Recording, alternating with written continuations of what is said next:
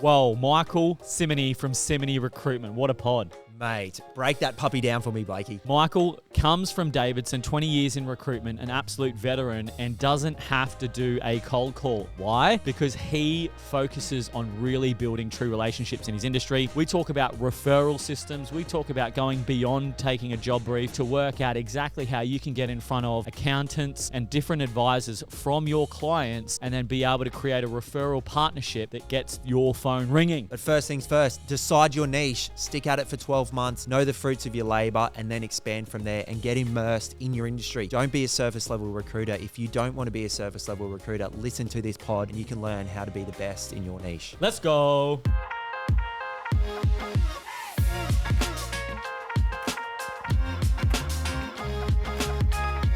Welcome back to another episode of Confessions. Michael Simonyi, thanks for jumping on the pod with us.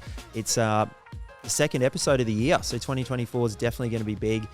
There's a lot that we broke down and that we will break down today with yourself, with Simonyi Recruitment and the niche you're recruiting. Can you just explain to everyone what you specialize in? Because it's a very interesting niche. I don't think I know any other recruiter in the country that specializes in what you do. So can you give us a bit of a backstory? Okay, no problem. Thanks for having me. So my focus is specifically on family businesses. And while some of those clients might be owned by more than one family, if it's not family controlled, then it's not my space. So no corporates, all privately and specifically family held. Nice. So is this a qualification, like a qualification question that you asked while getting a spec or a job brief from someone? And if they go, oh no, we're publicly listed actually, you would turn that down? Yeah, so I'll know what the ownership is, at least whether it's family held or it's listed, before I speak to the client or the prospect. So it's not like I find that out on the phone call with them or the meeting with them. But yeah, absolutely, I've got a qualification checklist and that's right at the top of it. Interesting. And we had a bit of a chat before we jumped on the pod, and one thing that I found really interesting and always comes up on the podcast is around recruiters, how you're going to get new business, cold calling, going through gatekeepers, trying to find decision makers, the grind of building your desk when you're a rookie recruiter. We spoke briefly about that, and I think you said that you hadn't done a cold call in a long time, and most of your business comes from referrals, different channels. Can you explain what your BD strategy is? Sure. And look, I started in a recruiting firm which was very much old school. You had they called it marketing day, but it was cold calling day to get client visits, and you had to get 30 connected calls a day, and there was a competition for the most client visits, the stereotypical stuff, and that was a great grounding. But these days my work comes from referrals, often from other advisors to the family business. So it might come from the accountant, from the lawyer, from a mergers and acquisitions firm, those sorts of channels. So it's the other advisors to the families, and I do a lot of my networking and essentially my business development through those channels. The other thing is a lot of it's referred through the supply chain, if you like, of my clients. So I'm working with a food manufacturer at the moment who is referred to me by the labelling and packaging manufacturer who supply that food manufacturer, and I've worked with that label company for 10 years. So one client kind of leads on to the next if you deliver, if you do the right thing. So you're banging out cold calls, you start out your career in a typical way. What was the tipping point or the moment that you're like, hey, there's got to be a better way? How did you start setting up sort of a pinwheel or flywheel of relationships and realizing that, hey, I don't have to keep being this, workhorse. There's probably a better way of doing it. What was the term of events that started getting you thinking differently and more long-term strategic? So it's probably a bit over 10 years ago. So I've been in recruiting for 20 years. And after about 10 years, like you do, you sit down at the end of the year, you look at what's gone well, what didn't go well, who you like dealing with, who gives you the shits and you don't want to work with anymore. And it became pretty clear pretty quickly that all my best relationships, even though some of them are idiosyncratic and have their quirks and whatever, were with families who own businesses, and all the pain points were with corporates. So then I thought, well, I didn't then have that sort of flywheel type concept in my head at the time, but I then looked at, well, how did I get that work in the first place? And some of that was from referrers, but not all of it by any stretch. And I joined a group called Family Business Australia, which is it's not exactly an industry body, but it's a really great forum for families in business to help them to be able to run sustainable businesses over generations. And I really did that not to do business development, but to learn about that family business dynamic. What are the things outside of recruiting that impact on businesses owned by families in terms of their ability to succeed in the long term? So I just started bumping into lots of other advisors to families, and I didn't go out there pitching for work. I didn't have to. I just kept turning up, kept learning, kept listening, and the phone rings. And the more the phone rang, the more work I'd pick up, and the more the phone would keep ringing.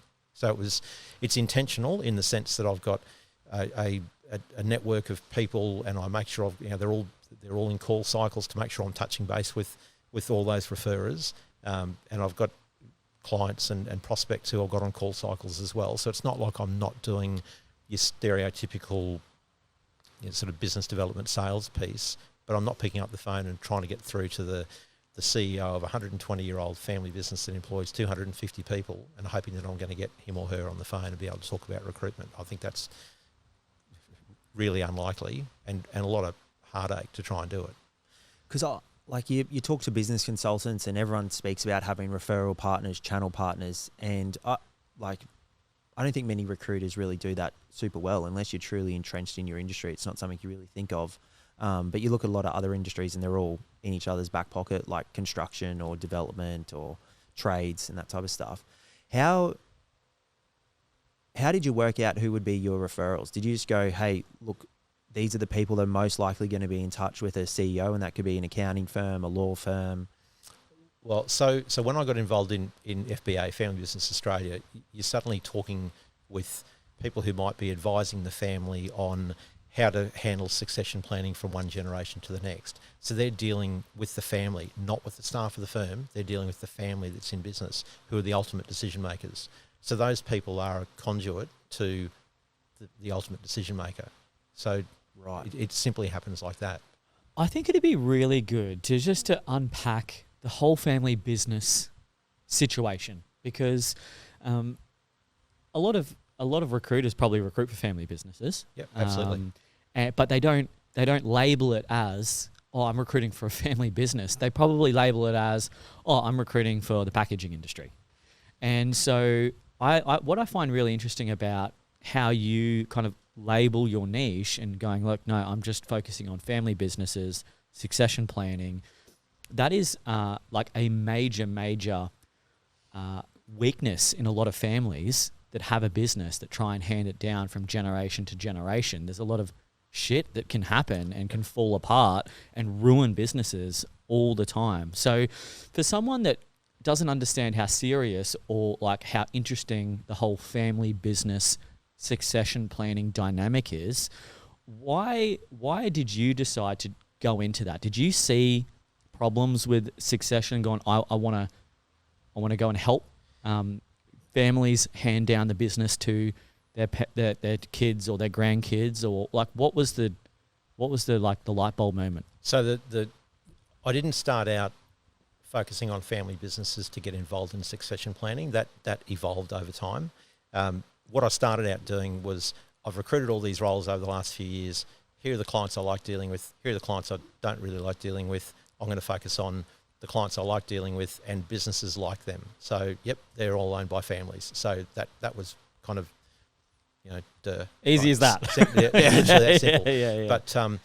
But I was recruiting all sorts of different roles. Could be a manufacturing manager, a sales manager, a BDM, or whatever it might be. I was doing a little bit of executive recruiting, but it wasn't the core of what I was doing. When I got involved in FBA and started just doing more reading and listening to stuff and understanding more about that family business dynamic, it just became more and more interesting, and I really went down the rabbit hole. So I read lots about succession planning and successes in doing that and failures in doing that, and I just found it a fascinating topic. And it's maybe some of it's a little bit personal in the sense that I come from a Hungarian family that goes back to 1150 in recorded history, and there's a real family sort of there's a really long family history. It's one of the oldest families in Hungary. So there's that in the backdrop that in the background that I've never sort of forgotten. And my dad would tell me about stuff, and I've done a little bit of reading, but I don't know enough about my family. But so that kind of plays into it. And just the more I got into it, the more I thought, I can actually. I started understanding that the biggest risk to family businesses being successful in the long term was their ability to plan for and then execute succession events. And what's the biggest challenge for families? For, let's say dad builds the business up, it's a pumping business, 100 mil turnover, 100 staff, and the son comes in, he's the GM, he's trying to learn the business to take it over from dad because dad's about to retire. What are the challenges that family businesses face when they are trying to hand the business down to their younger generations? There are a variety of them. A lot of it is the incumbent generation, maybe the founder not being able to let go. So that person's identity could be the whole sense of being and sense of purpose in the world is as being the head of the family business. It's where all their status comes from. So the idea of not having that anymore, it's one thing if you're working for a corporate and it's time to retire, then that can be challenging enough, right? Because you're working 60-hour weeks and you've got industry connections and all the rest of it, and then it's time to pull up stumps and go and sail or whatever. And if you don't have something that's a challenge in itself. Put on top of that the fact that you're the head of a family business and you might have been the founder of that business, and everything you've done, literally your life's work is what you're walking away from. And that's really confronting. So identity, because it's hard, mate. Like you throw yourself into anything as founders of business, your name's on, like your name is literally on the door, and you can get tied to that, and then not having any other distractions or hobbies or any way to identify yourself with that except it's just your business. Yep. So I think, I was talking to one of our mates and he said a lot of founders find themselves in, because the immediate reaction is if it's going well, you work. If it's going bad, I'm going to work double as hard. And then, there's a lot of other buckets you got to fill up at the same time with family and school and kids and, hobbies outside of that. So you could imagine these directors of these huge companies where they've been there for 40, 50 years. It's like an NRL career just vanishing. Yeah. And then what do you do after? It's sort of institutionalized. What did Timmy say? Like if you attach your identity to your business, and then that business goes, whether you sell it, whether you pass it down, and you have nothing outside of your business that you find fulfillment in, and you can kind of like attach yourself to, like a sport or rowing or sailing or something like that. And then all of a sudden the business goes, you just end up in this like no man's land, and you're like, what the hell am I doing? Whereas at least if you have some sort of outside activity, hobby, passion, it's much easier to let go of, the thing that you identify yourself with. Does that resonate with you? That's one of the causes. Yep, absolutely. Yep. But it can also be things like rivalry with siblings. So you might be talking about an older business, for instance, where so mum and dad found a business, and then they have 3 kids, and those kids grow up in the same house, and they have roughly the same value sets. And let's assume for a moment that there's not rivalry between the siblings. Everyone gets on hunky dory, like that happens. So, and then those kids get married, and let's say they have a couple of kids or 3 kids each. Suddenly, that third generation is a consortium of cousins, and you've got spouses. And this is before we talk about divorces and remarriages and blended families and all the rest of it. So there's the complexity that we've all got families, right? And we all know how complex that can be in terms of, I like that cousin, don't like that cousin, that uncle's a creep, that aunt's great, all that stuff. Well, so all those family dynamics, now overlay a business on top of that. Yeah. And there's obviously, potentially a lot of risk in terms of whether the business can transition successfully from one generation to the next. And there's a long known saying called shirt sleeves to shirt sleeves in 3 generations, and does that mean the statistically first they start it, they wreck first builds it, second one maintains it, third one blows it. So and it's so well known in that family business sort of environment. Look at the Packers. The Packers are prime example, mate. Yeah, absolutely. Granddad built it, he watered it, James wrecked it. Yeah. Gina Reinhart, how does she get on with the kids? That sort of thing. So they're hugely successful. But there are big issues. I mean, people watch Succession and go, wow, that's a really interesting TV show. But geez, it's nothing compared to reality. What have you learnt so these people can? Like, what's the main triggers? Is it associated with identity and ego, and they're the two attributing factors for the success or failure? Or is there anything else that comes up? Because we don't even have to talk about billionaires. It could even be just as basic as, Blake wanting to give Vendito to Tommy. That's just more zeros on the end of it, right? Yeah. So it doesn't matter whether it's your local fish and chip shop, Ray White franchise, or Twiggy Forest. Yep. The dynamics. It's all people and it's all family. So there's so that sense of identity thing and not being able to let go. That is a significant contributor to it. But a lot of it, CEO succession, and I guess this is where the recruiting bit feeds in. But the CEO succession piece is one of the biggest risks. So, is the next generation going to step into the running of the business on merit or because of bloodline? So if it's because of bloodline and that person's not qualified, if you like, for the role, Sounds obviously like an automatic mistake. there's an obvious risk of failure as far as that's concerned. So there are decisions to be made about, do we want to remain the owners of the business but not necessarily the managers, and recruit a non-family CEO or general manager to actually be the lead executive in the business? Do we need to position the business for sale? Have we decided that, in fact, we've sat down and thought about this and we want to sell it, and we might need to recruit people at the right level to help us get from where the business is now to being able to maximise the value we're going to get for it over the next couple of years? So that's, I guess, where my piece feeds into it. But that CEO succession piece is a big risk area.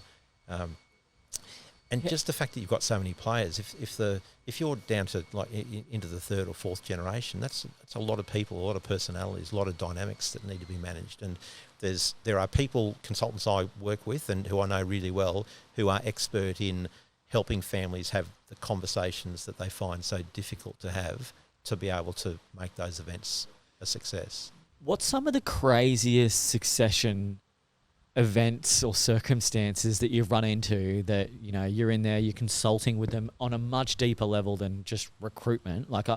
There's recruiters out there that are just, what's the job brief? Here's the candidate resume, fingers crossed we get a deal. Obviously you're far deeper than that, because, you probably go a little deeper around, who's going to be taking over the business. Are they the right person? Do we need to get someone in? So it's probably more than just recruiting that you're doing, obviously. So I'm very clear about staying in my lane. I say, I don't know how many times to people, I'm just a recruiter. My job is not to give you advice about how to plan a succession event successfully or how to have the conversations with you to be able to go through that, because that's a process. It doesn't happen quickly. That is absolutely not my expertise. It's a real area of interest, and I need to make sure that I'm informed about it in my mind anyway, to be effective at what I do. But I would then be calling in people who I know to try and help as far as those sort of conversations are concerned.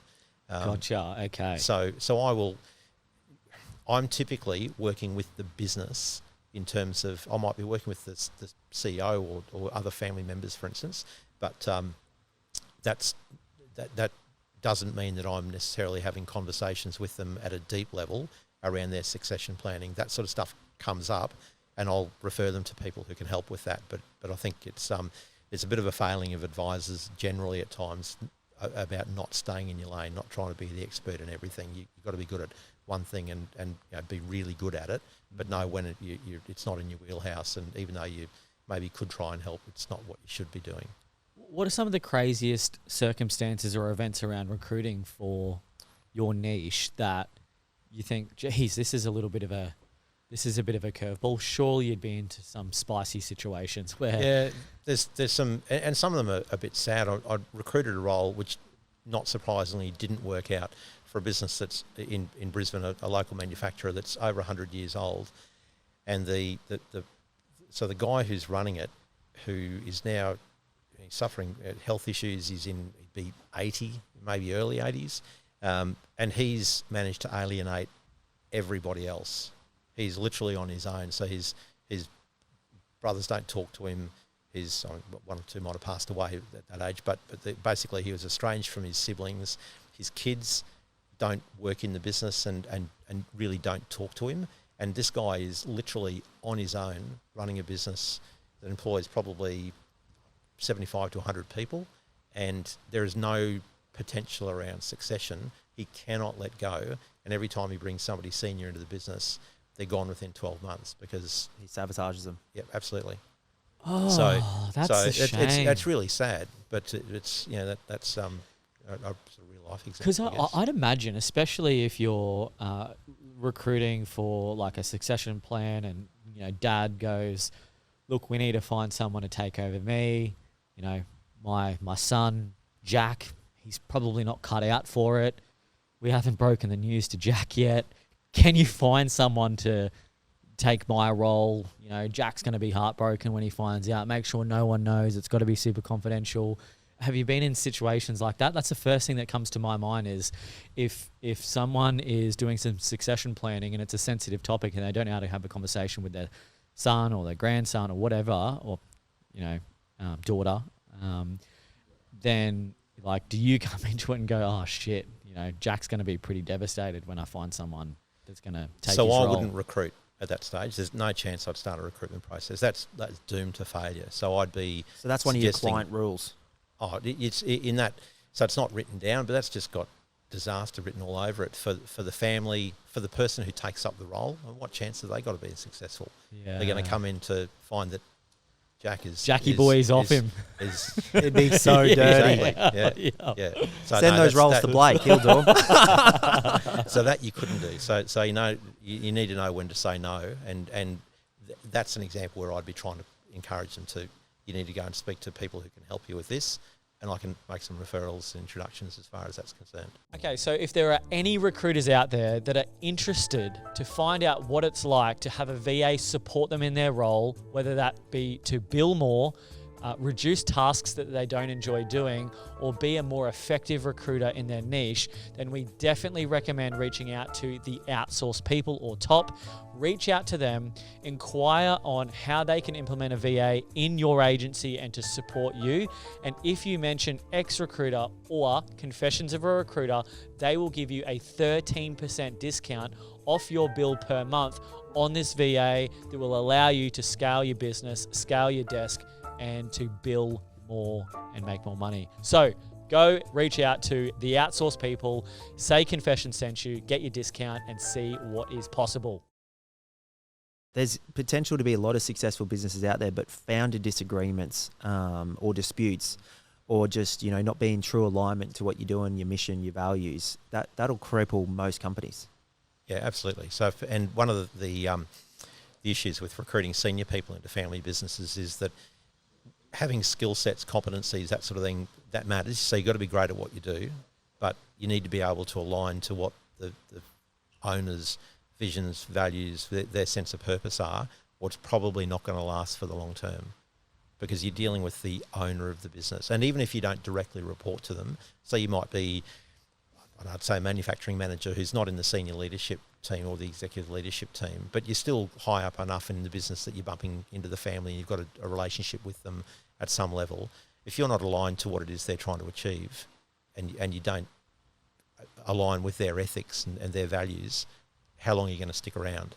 As opposed to, and I'll pick a company for no reason other than it comes to mind. If you're at a Boral, well, Boral is so big, has so many people, so many branches, so many managers, that what are you actually aligning to? How do you have a company culture in a business, really have a company culture in a business of that size, or in a Westpac? It's You have culture within your little team, I suppose, and much. that doesn't go far. Yeah. So in a family business dynamic, it's different. You really do need to align with the family's values, and if you don't, and they need to be able to communicate them. It's a two-way street here. So if the family can't articulate its purpose as a family in business to the executives who are working with them, that's pretty tough. And sometimes families, they score people, but the people they're scoring, they don't know what they're getting scored on, because they can't communicate their position to them. Yeah, and that's when I start a recruitment process, whatever the role is, the first thing is, how do we define success? What does that look like? If you can't tell me what that is, and if you can't put that down on paper, then we've got a bit of an issue here, because what are the expectations? Yeah, there's a position description, but I think, like, was it Tim Millington said in the pod I was listening to this morning, it's, your PD, that tells you nothing and takes you nowhere, right? 100%. So if an employer can't define what success is in a job, then they're probably not ready to recruit it. And mate, Davidson has produced, like you said, Inika said, produced a lot of high-performing recruiters that have sort of this industry specialization. I don't know if it's a Davidson thing, maybe I'm just saying that, but it's just a bit of a trend that a lot of good recruiters come from there and, you know, have this sort of thought process. I don't know if you developed it there or not, to get so involved in your industry. And you were saying earlier, some recruiters just are in their industry because it's a good desk and they hate it and they don't actually enjoy recruitment, but they show up every day just having to bill because it's their income. What advice would you give to a recruiter? Because I've tried to change industries, then you revert back and you're like, oh, wait, you know, that job came in, I better keep it. Or you're trying to specialize in a micro niche. Like how do you do it so you're successful, so you're not like not billing where you say no to everyone and then you're not getting jobs on quick enough in your new niche and then you start doubting yourself and then just revert back? Like would you have any advice on how you can change your niche successfully? And then post that would be, how do you get really involved in your industry? So I think most of us who have been in recruiting for a while have worked in different desks, different disciplines, have moved across different areas over time. And I did that when I started in recruiting in 2003. I was recruiting in the electrical industry. So electrical wholesalers, lots of sales reps, internal salespeople, lighting companies, cabling companies, that sort of thing. And it was a great grounding in terms of learning recruitment 101 around process, but I wasn't passionate about that industry, and it wasn't something that was ever going to hold my interest particularly. The difference in terms of the way I've approached things since, and I was at Davidson when I decided that family business was the thing for me. So I was at Davidson for 6.5 years, and probably the last 2 years of that I'd have said was, no, more than that, probably 4 years of that was focused on family businesses particularly.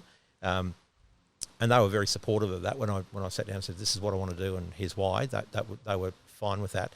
But that fundamentally changed things for me in the sense that, right, so now I really need to immerse myself in this. It's genuinely of interest to me, and it's not just about recruiting. Yep, recruiting's what I do, but I want to be the recruiter that people think of when they think of the family business space. So your whole purpose, your activity, it's not even that you do more work, but it's all very intentional and very purposeful, and it's much easier to say no to things because, yeah, no, well, that doesn't really align to what I'm trying to do. I'm committed to this. And I was fortunate enough that Davidson were really supportive about that, and I didn't really have a downturn in performance, but there was a definite shift there in terms of the focus, and I think without that it would have been much harder to go out on my own. What was that, 6 years ago now? Yeah. So walk me through how this whole referral system started to gain traction. It sounds like, and pull me up here if I'm wrong, it sounds like you joined the Family Business Australia. Yep. Why did you do that? Was it because to learn about family businesses? Okay. It wasn't about recruiting. Okay. And I've seen any number of advisors from different disciplines, including recruiters, join FBA with the thought that this is going to be part of my business development strategy. And after a year, they haven't got work out of it, and I feel like that's when it falls over. Yep.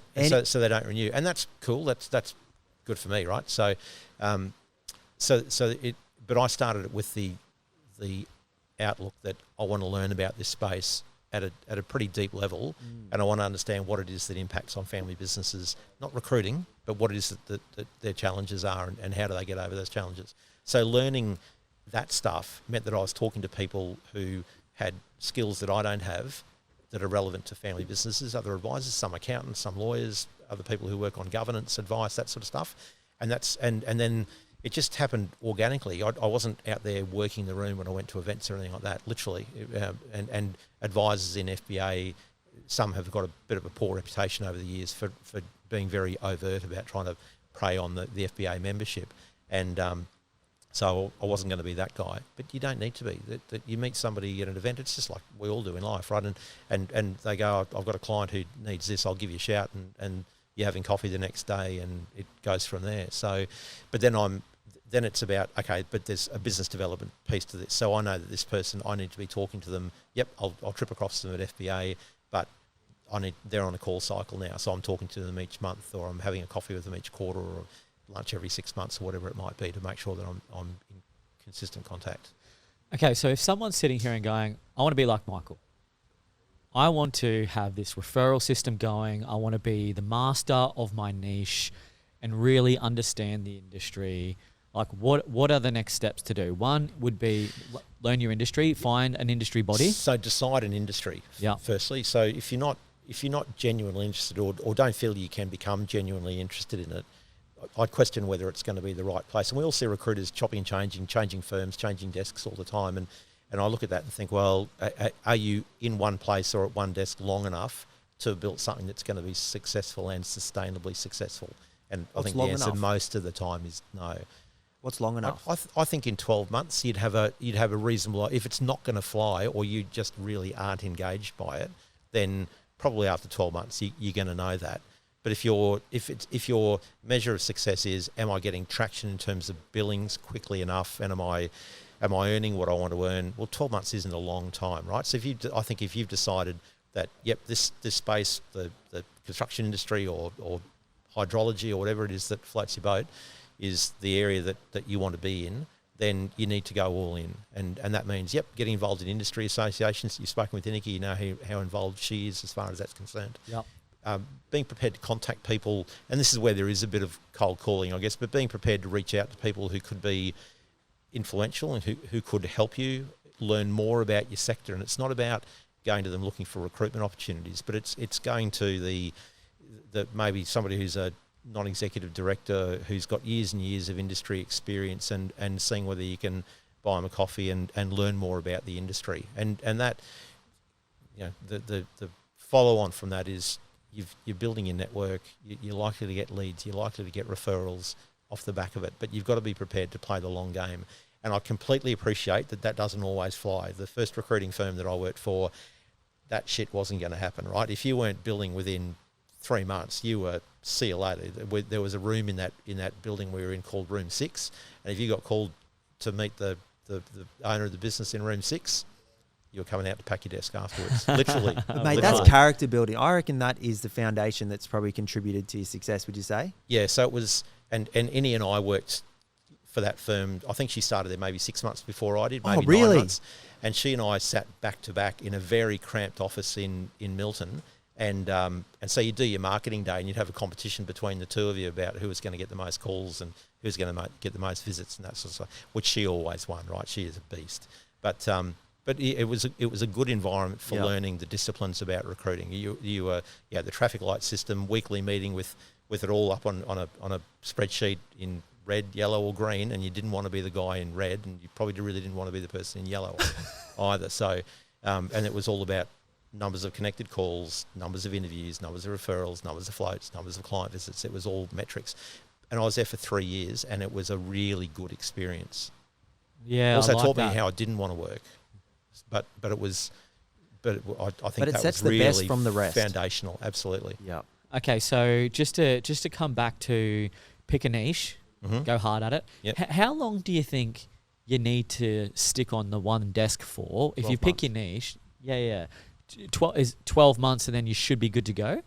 I think if you're not getting traction in 12 months, I'd say that either you've picked a niche that's maybe too niche, or maybe you're not the person to be working at it. Something's wrong. It's either you're pursuing a market that's too difficult or not the right one, or it's what you're doing. And and if you're confident about the market, the good thing is if it's what you're doing, well, if you're coachable, then you can improve. And when you say not getting traction, are we talking about billing under a certain amount? I'm not sure I'd put a dollar value on it, and if people are working for another firm, they'll be putting a dollar value on it. That's for sure. So you're going to have benchmarks and budgets and that sort of thing you need to be achieving if you're going to be allowed to continue doing what you're doing if you're working for somebody else. So it's not that I'm not saying it's okay not to bill for 12 months. That's unemployment city, right? You're going to be out of there within 6 months. But if you're not getting a reasonable level of billings that A is earning you the income that is sustainable for you, because if you're not making enough money, well, you can't keep doing it, and that the firm you're working for is not happy with, well, then something has to change. Okay, so sticking in your niche, choosing the niche, joining an industry body, going to events. Yeah, absolutely. So are you strategic with events, or are you just, let's say we got the Family Business Association event list up and they're doing 7 things this year, would you just go to every single one of them? Yep. No doubt? Yep. Okay. And there's no strategy Because to that? that's my place and that's my tribe. So I'll absolutely go to FBA stuff, and I tell everybody they should join FBA, and so 100%. But most of what comes into my inbox, I don't go anywhere near. Okay, so you go to these events, every single one without doubt. There's no actual strategy. You don't need to go with this preconceived idea that you need to start pitching people in the room or No, get a not at certain all. amount of business cards or anything like that. It's purely just to meet more people and build friendships without any direct And outcome. learn. And learn. If you go into a room with the attitude that I'm going to learn something here, then unless you're going to sit in the corner and be a wallflower, you're going to talk to people, right? There's going to be somebody sitting next to you. There's somebody at the same table as you, or whatever it might be. So you just start talking to people. There's no, and I'm sure there are plenty of expert networkers out there telling me that that's not right, and that's cool. I If think you that's want to why be networking an expert fails. networker, that's great, and you can plaster it all over LinkedIn, and maybe that gets you some traction. But I kind of think some of those things are just vanity metrics, and if you're having proper conversations with the right people and establishing your credibility, then the business will flow from there. And so you go to these events, and then at what point do you start like learning about accountants being able to give you leads? Are they also going to these events, and that's how you kind of get that referral some system do. generated? Some do, but every business has an accountant, right? So every family-owned business has an accounting firm local to them that is working with them. So if that accountant's if that $40 million turnover steel fabricator works with these accountants, then chances are that accountant works with other firms of a similar size. So it's not a difficult BD call to pick up the phone and say, hey Alice, I know you work with ABC laser cutting. They're a mutual client. I thought if you've got some time, we might grab a coffee. It'd be good to introduce ourselves. I've recruited their new financial controller. Well, Alice is going to say yes to that, like Really? Okay. 9.5 times out of 10, That's an interesting because approach. we've got a mutual connection. How So, do you know that that's their accountant though? So when I'm taking a brief, or particularly when I'm meeting a client, well, yeah, if I'm taking a brief for the first time, then I'll ask them about who their external advisors are typically. So, which law firm do you use? Who your accountants? That sort of stuff. Wow. And they openly okay. tell you? Yeah, there's no secret. I mean, who do you use for your legal work? I have other clients who might come to me at different times, and it happens, saying, we've taken over running the business from mum and dad, and they've dealt with the same suburban law firm for the last 30 years, and we think we need to change that. Is there somebody you know? So I try to refer back whenever I get the opportunity to do it, and no, I rarely get pushback. Yeah, true. That's a really big golden nugget, is asking who their external advisors are and then using them as a BD tool to go, hey, I help this business. Do you have any other people that are, that need help? If you do, here's my card, blah, blah, blah. Is that essentially? Yep. That's awesome. Yep. And then I'll put them on a call cycle, which I'm not as diligent about doing as I should. But, Mate, yeah, I think that's every recruiter in history is in having the a history call of the world, cycle that right? they're not as diligent as they should be. Yeah, Yeah. absolutely. But yeah, that's it's literally that simple. Yeah, I really like that. Okay, so then that's where those referral systems come from. Is there any other strategies that you've got over and above that? Because I feel like that was a gold nugget that we got to there. What are there any others? So I did do some blogging, which I thought might be a good idea during probably 2020, 21, but I reckon it's probably a couple of years now since I've done one. Do you get anything out of it? I don't know. I'm sure there's science that says that you do, maybe. But so I don't really do anything there. I tend not to do a lot of posting on LinkedIn. I'll post jobs I'm working on. Do you get candidates from that? A little bit, not a lot. But I think it's a good business builder, and I'll use my network to try and promote. So here's a hot tip, or maybe not very hot. Yeah, let's hear it. So I'll put a job up on LinkedIn, and not a LinkedIn job post, right? I'll do a Status update. yep, and then I'll look at who in my network of connections would know. So if I'm recruiting a financial controller, I might email the CFOs I'm connected to and say, look, I'm recruiting a role. I think it's a great opportunity. I broadcast it on LinkedIn. Here's the URL to my post. Could I trouble you to give it a like to help spread the word out there in the finance community in Brisbane? And I'll get, and by the way, if you know of a high performer who I should be speaking to, I'd really appreciate a referral. And people respond. So I'll suddenly go from, I don't know, 10 likes to 50 likes in 24 hours. I don't know if that's good, bad or indifferent, but there'll be a spike in engagement with the post. I'll occasionally get prospects who'll approach me off the back of having seen that, but it also plants a seed in the mind of people who I might get candidates or prospects referred by. So I tend to find that is reasonably effective, and it builds my profile with those people I'm connected to who know these are the kind of roles that I'm doing. So there's a twin benefit, if you like, in that I'm increasing my likelihood of finding candidates. At the same time, it's actually a business development activity. Yeah, well, the more often you're posting, let's say I'm recruiting a CFO, when there's a director of a family business out there that see you constantly posting about a CFO and they go, shit, we need a CFO. Who's that guy? Like, it might not be a trigger for a candidate to get a job, but it might be a trigger for a business to go, this is the guy we need to speak to. Yeah, and he's always finding CFOs. Yep, Yeah, that happens. And it doesn't happen every day, but it certainly happens. Yeah, nice. I really like that. So you recruit in succession planning. What's the succession plan for your business? I don't really have one, I'd have to say. You don't have one? No. So I'm a 58-year-old guy with still a fair bit of runway and plenty of energy and desire to keep doing what I'm doing. Yeah. But it's only me. My partner helps me out with admin support because she's all things technology and IT and amongst many other talents that I don't possess. But yeah, that's it. And I get a bazillion.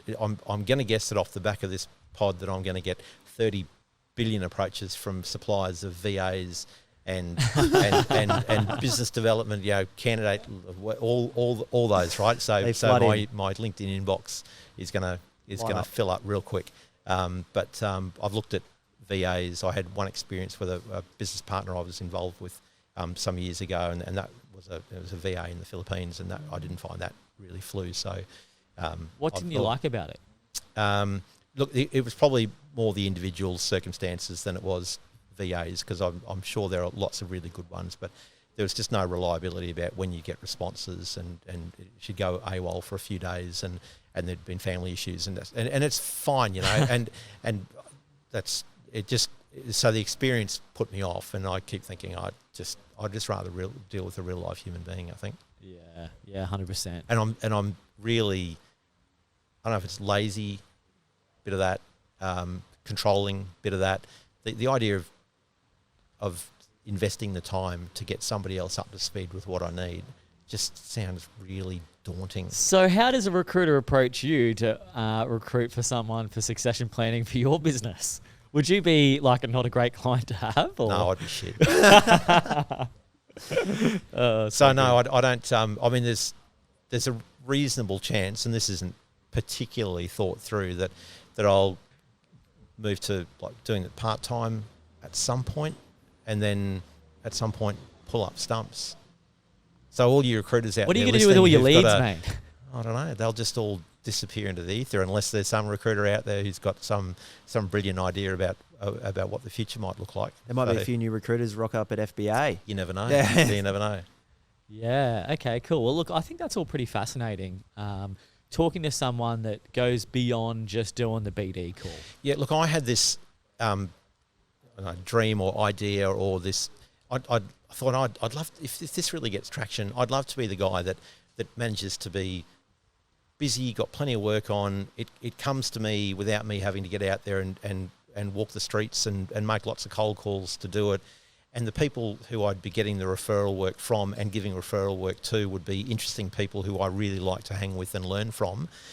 And that's the way it's playing out. So I'm really fortunate that it is through hard work. It didn't sort of just happen by accident, but I had this idea that part of me thought, no, I don't know any recruiters who do that. So that's crap. That's never going to happen.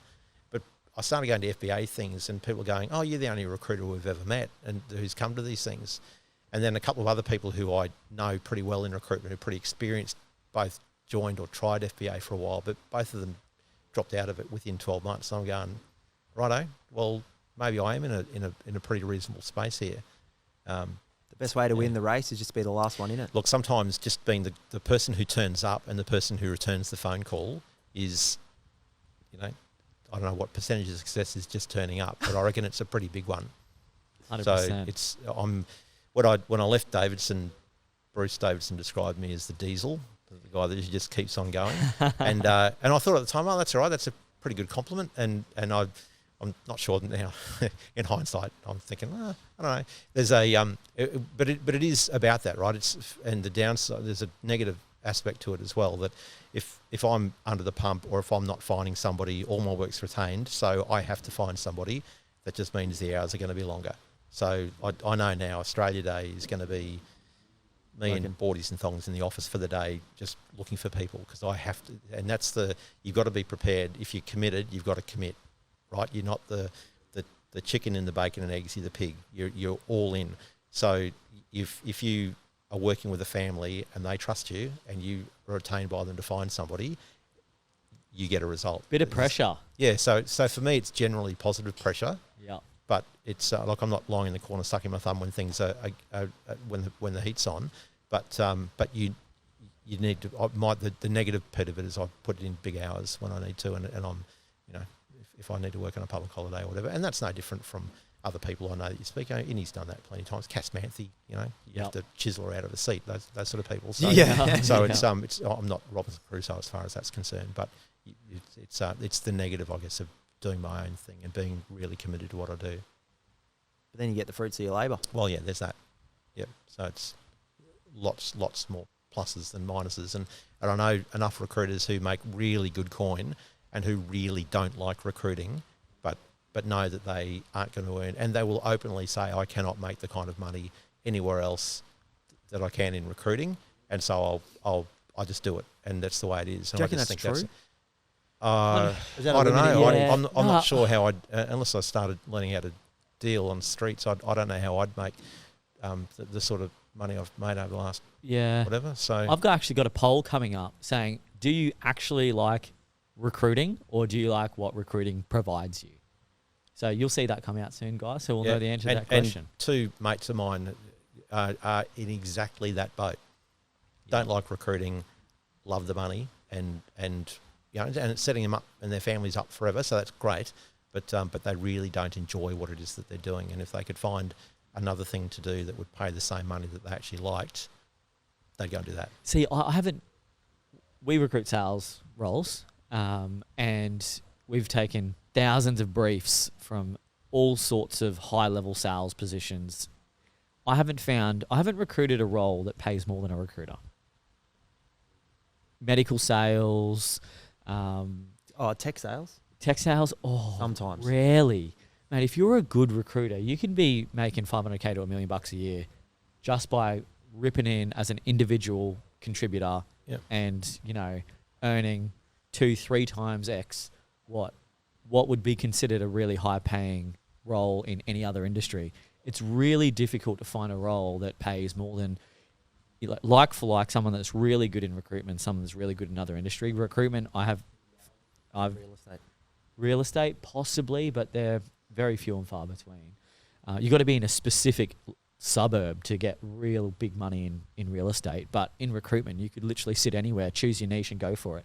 In real estate, if you're living in Bracken Ridge and you think you're going to start making $1 million a year, you got to sell the whole suburb twice over to be able to earn that. Whereas a recruiter, you can just go, this is my industry, I'm going to go hard at it and make all the money, which is, I feel like, is why recruitment is the most superior profession than pretty much anything that I can think of. There you go. Unless you're on Top Gear.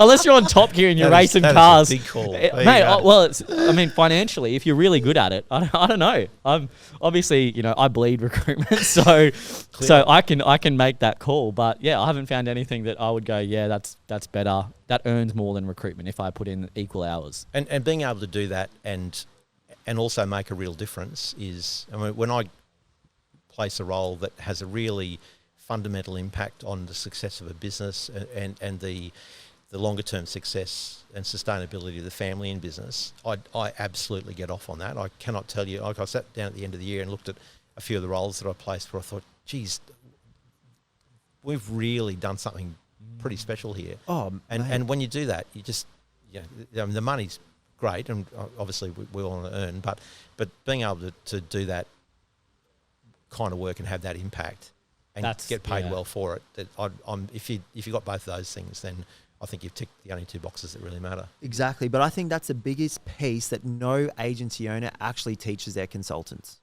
What happens when this person actually goes into their role? And it wasn't until it took, I was never told. It was just like, mate, just fill a sales rep role. Yeah, just get the offer over the line, make sure he accepts. That's the most important thing. And there was no vision after those steps whatsoever. Yeah, and the first place I worked in recruiting was like that. So it was make the placement, move along. And the only time you were probably really interested in the ongoing relationship with the candidate is if you're putting them in a sales manager role, because they might need to recruit sales reps. So they went from being a candidate to a prospective client who are employed by your client. So you're maybe not a walk-up start, but a pretty good chance of getting the work. So that was as much thinking as went on there as far as what the longer-term outlook looked like. Yeah, and that's probably where we find sales, and you're traditionally a sales recruiter as well, where you started, now it's leadership. They're the lifeblood of the organisation. So if you can, I've done a retained assignment with a client, we built a sales team and they went from 10 years unprofitable to a big juicy net profit, and it's like, holy, this is actually what can transform a company. Yep, and you get to play a part of that, Yeah. and that's a privilege. So that's and I think that's something that people don't. And I guess it feeds well from a selfish point of view into the family business piece, because I'm dealing with the actual people, the actual owners, and potentially sort of family members beyond the current owners. So so for me, it is genuinely a privilege to be trusted to recruit roles that are going to have that really fundamental impact on the sustainability of the business. If you get to do that and they pay you for it, oh, it's awesome. well then you're the hero. if you want something more than that, I think you've got unrealistic aspirations. Yeah. There we go. That's another way of what I just said there. Yeah. I just said it too long.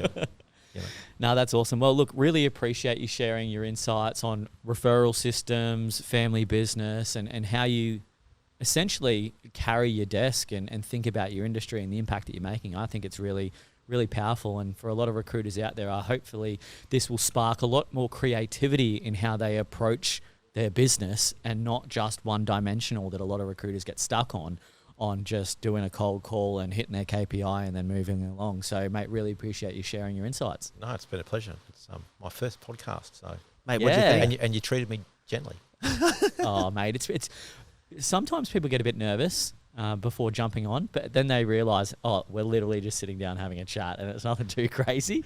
And time flies, mate. Like, we've already been here an hour, and and it feels like 20 minutes. Yep, absolutely. So it's really good when you're having a good time, having a good chat. You kind of get a lot out of it, and it's good fun. Indeed. Awesome. Thank you very Thanks, much. Thanks, Michael. Cheers. Thanks for tuning in to another Confessions of a Recruiter podcast with Blake and Declan. We hope you enjoyed and got a lot of value and insights out of this episode. If you do have any questions, or you would like to recommend someone to come on the Confessions podcast, we would love any introductions. And remember the rule of the podcast: like, share, and recommend it to a friend. Until next time.